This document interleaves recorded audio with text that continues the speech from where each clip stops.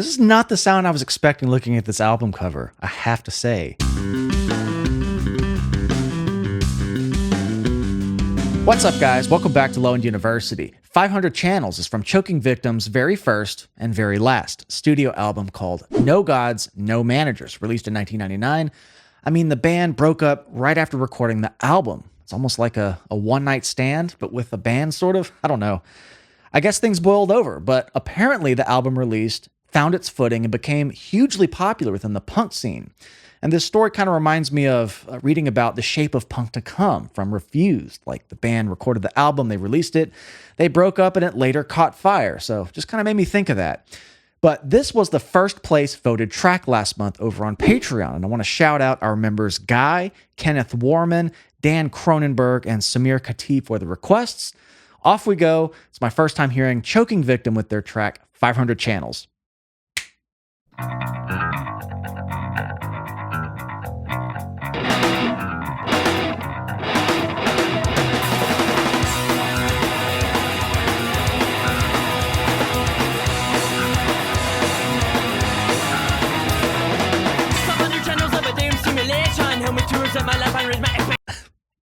This is not the sound I was expecting looking at this album cover, I have to say. I was like, is this a Less Than Jake song? I mean, I read like ska-core, but it's really talking about hardcore and hardcore punk, and of course reading about the lyrical themes, vagrant lifestyles, drug use, referencing Satan all the time. Okay, I talk about this dichotomy of like lyricism and the tone of the music. This is like a whole different type of contrast. Okay, let's go back, because now I know what to expect. That really caught me off guard. Woo. But fun. What a fun bass intro.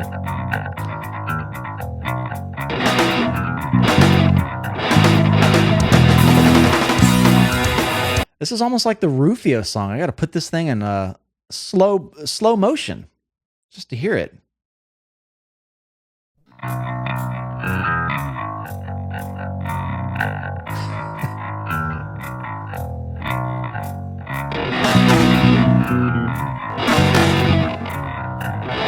Okay. Yeah, B, F sharp, G sharp, E. So it's kind of a poppy progression. Wow. It's just catching me off guard. Okay, we're back to normal playback speed. I screwed that up in the Rufio video when I did this. Okay, one more time.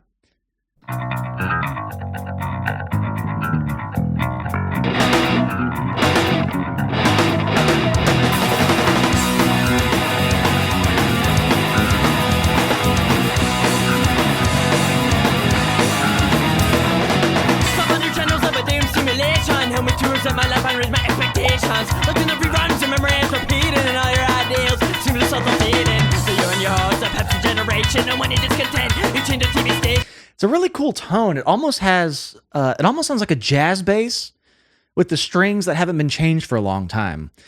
For a second, I was like, is that just like a P bass with a lot of top end? It sounds like a jazz bass, but it doesn't have that kind of jangly,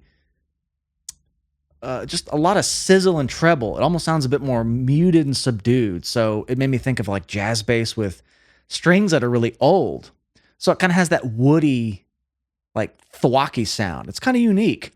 And my favorite thing about the song so far, other than this really upbeat, poppy, major ska sound, juxtaposed with their imagery and kind of the branding of the band, which is crazy, I like that they introduce a bass intro like this. And when the verse kicks in, they still do the bass intro. So many times songs start with a cool bass intro, and then the verse hits and it goes away, and you kind of never hear it again. And I'm not complaining, because I feel like I'm throwing shade at Rufio's songs still, because that was cool because they alluded to the bass intro a lot. And that's one format that's really effective for just great songwriting. But this is kind of cool because they established the bass intro. It's got a lot of movement.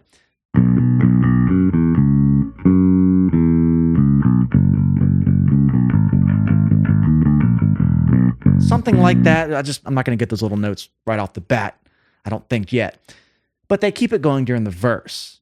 So it kind of, you want your fix of it, you get it. You get it. They keep it in the verse. I like that about it. Let's go back to the beginning. This is a short one, 2 minutes and 40 seconds. It's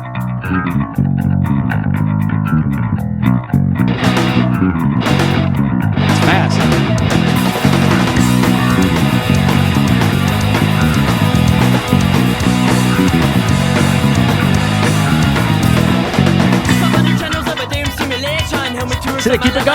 I love that. Looking at reruns and memories repeating, and all your ideals seem to self-defeating. So you and your host, a Pepsi generation, and when you're discontent, you change the TV station. Fast guitar. And when you hate your life, they'll call it a demon. A million brainwashed zombies will always be screaming. And when there is no hope, I smoke the crack, I shoot the dope. When there's Smoke the crack, shoot the dope. I'll sit and stare at my TV. And in my ignorance, I'll be a slave and syncopate. Wow.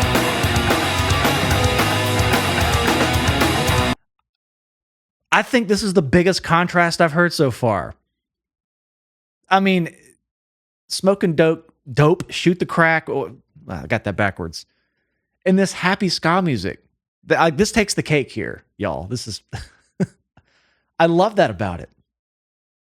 Just, wow. Curveball. And again, they keep the bass intro going the whole time. Those little runs are fast. I don't think I have them. I don't think it's the same the whole time.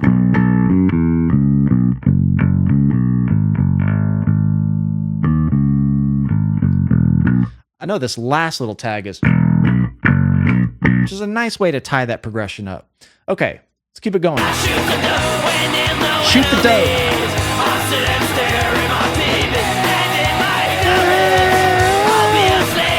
Great backups.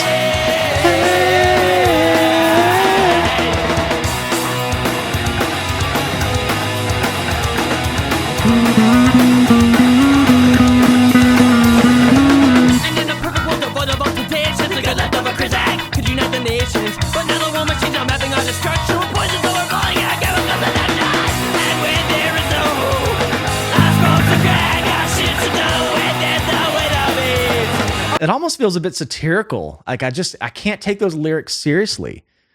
Hearing the music. But I can't say that either because I've been so vocal about being amused by the juxtaposition of just completely opposite, polar opposite themes. I think what's funny is if you played this song for me blindly and said, what do you think that album cover looks like? I'd say I picture a skateboard and a sunny blue sky. Maybe a pair of tennis shoes or something. That's seriously what it sounds like. It's pretty fun music. It's really well written, cool backup vocals. I mean, it's got all the ingredients of like a fun ska song that I've really come to love. Wow. Okay, bass straightens up here.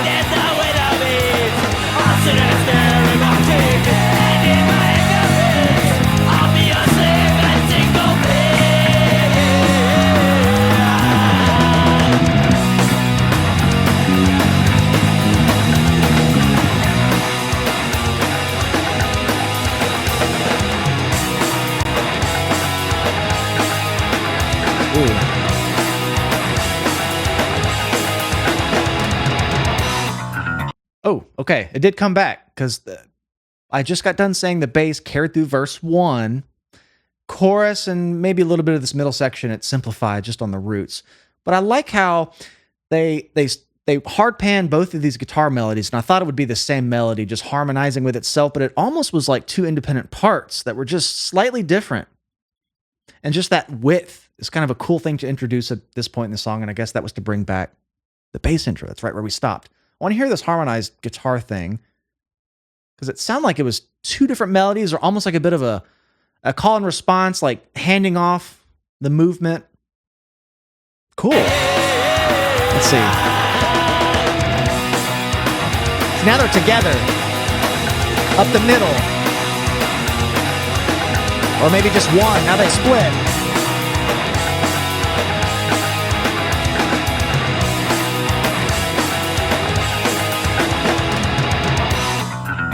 Okay, we'll get to that. I'm going to go back and go into that bass intro, but it sounds like they are harmonizing now that I hear it a second time. A couple of the subdivisions are a little different, but I think they're playing the same line harmonized. But it's like when they decided how the part was going to be played, it's like there was no real specific plan for the rhythm. So you got one guy in the left channel strumming it a little differently than the guy on the right channel. That's like a very Guns N' Roses thing. That's like Appetite for Destruction is so famous for those types of discrepancies where Izzy and Slash I think they thought they were playing the same thing, but they were slightly different. One guy would be playing an eighth note a little longer, but this guy would be holding it out. And I think that contrast gives it the width it does. So I find that to be really kind of a punk rock, cool, rough around the edges thing musically here. Okay, going into the bass intro, it sounded like again. Let's jump back into that.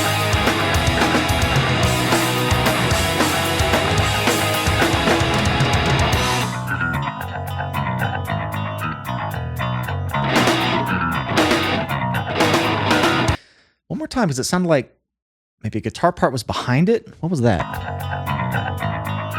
Hear that little upbeat?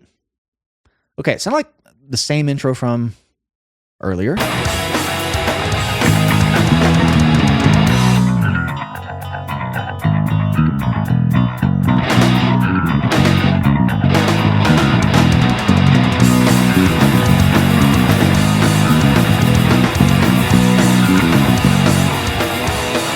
Okay, I gotta do it. I gotta try to pick it. It's fast. I don't think I'm gonna get it.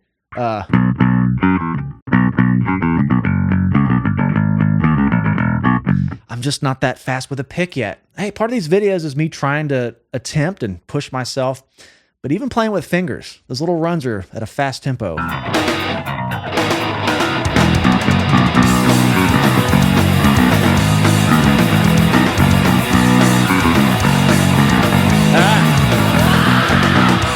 Fast. Smoke some crack, shoot the dope.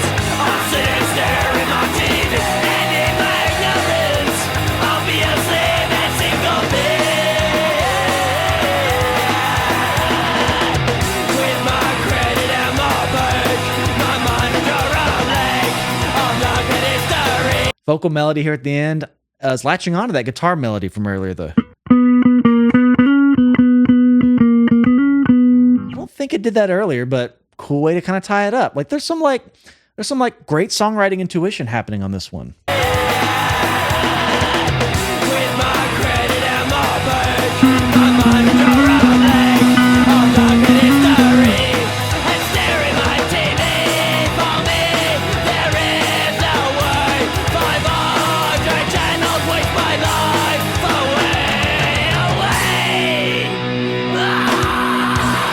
Wow.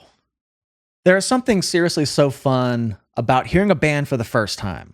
And 99% of what I do on the channel is a complete blind reaction. No, I don't listen to the songs beforehand. I don't look up anything about them other than what's on the Wikipedia page, just to keep it consistent. Sometimes bands don't even have Wikipedia pages, so it's real blind.